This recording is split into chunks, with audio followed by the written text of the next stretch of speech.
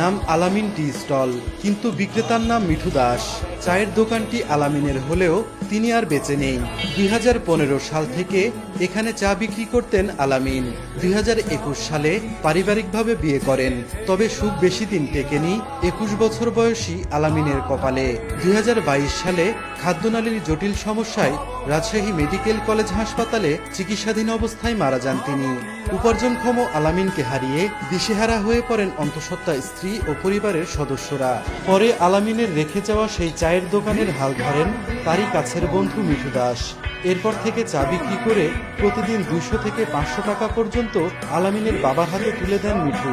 আলামিনের মা জানান, ছেলের বন্ধু হয়েও ছেলের দায়িত্ব পালন করছে মিঠু।